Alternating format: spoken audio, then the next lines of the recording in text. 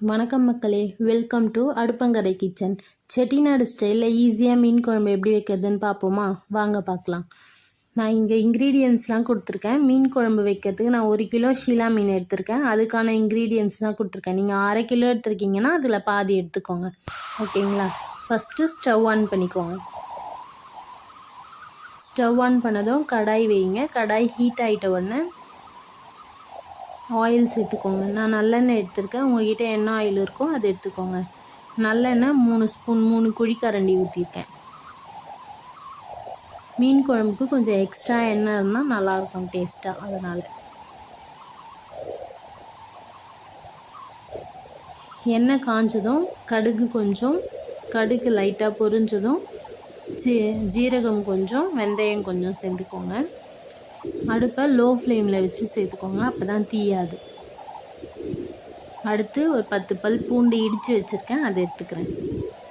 அது நல்லா கொஞ்சம் வதங்கினதும் சின்ன வெங்காயம் ஒரு 100 கிராம் சின்ன வெங்காயம் எடுத்திருக்கேன். அதை சின்ன சின்னதாக கட் பண்ணி அதையும் சேர்த்துக்கோங்க.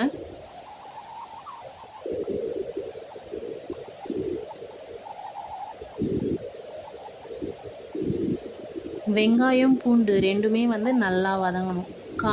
வெங்காயம் தக்காளி பூண்டு இதெல்லாம் எவ்வளோ வதங்குதோ குழம்பு அவ்வளோ டேஸ்ட் தரும். லைட்டாக கோல்டன் ப்ரௌன் வந்ததும் அரைச்சி வச்சுருந்த வெங்காயம், பெரிய வெங்காயம் 4 அரைச்சி எடுத்துக்கிட்டேன். அதை நல்லா மிக்ஸ் பண்ணிக்கோங்க, நல்லா வதக்கிக்கோங்க.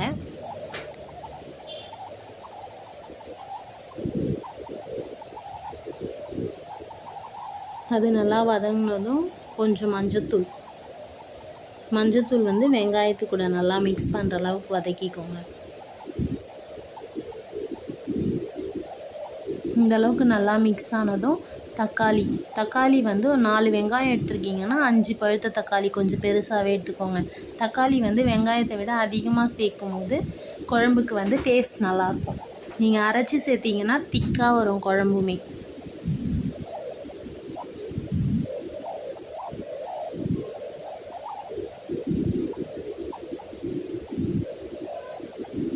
நல்லா வதக்கிக்கோங்க.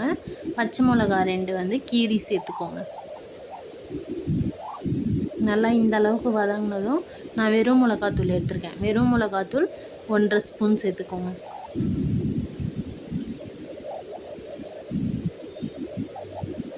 மல்லித்தூள் 2 ஸ்பூன்.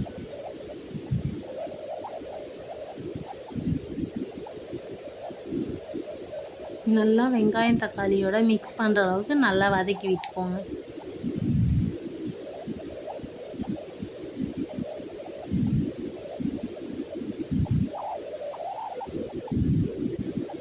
இந்த அளவுக்கு நல்லா வதங்கினதும் புளி கரைச்சி எடுத்துக்கோங்க. புளி கரைச்சி சேர்த்துக்கோங்க. நான் லெமன் சைஸ் புளி எடுத்துருக்கேன். புளி தண்ணி நல்லா கொதித்து வரவும் நான் மாங்காய் ஆட் பண்ணியிருக்கேன். மாங்காய் ஆப்ஷனல் தான், உங்களுக்கு வேணும்னா ஆட் பண்ணிக்கலாம், இல்லைனா வேண்டாம். 1 கிலோ ஷீலா மீன் எடுத்திருக்கேன். மாங்காய் நல்லா வெந்து குழம்பு கொதிக்கும் போது இந்த ஷீலா மீன் போட்டுக்கோங்க. லோ ஃப்ளேமில் வச்சு ஒரு 3 நிமிஷம் விட்டிங்கன்னா போதும், நல்லா வெந்துடும் மீன். அதுக்கு மேலே ஃபாஸ்ட்டாக வச்சு ரொம்ப நேரம் கொதிக்க விட்டிங்கன்னா மீன் உடஞ்சிரும். நல்லா கொதித்தோன்னா அந்த 3 நிமிஷம் கழித்து கொஞ்சம் கருவேப்பிலை கொஞ்சம் கொத்தமல்லி ஆட் பண்ணிக்கோங்க. நல்லா மிக்ஸ் பண்ணி விட்டுக்கோங்க. ரொம்ப மிக்ஸ் பண்ணிங்கன்னா மீன் உடஞ்சிரும். எண்ணெய் இந்த அளவுக்கு திரிஞ்சு தனியாக வரணும், அப்போ தான் குழம்பு நல்லா கொதிச்சிருக்குன்ட்டு. நம்மளோட செட்டிநாடு ஸ்டைல் திக்கான மீன் குழம்பு ரெடி ஆயிடுச்சு. தேங்க்யூ ஃபார் வாட்சிங்.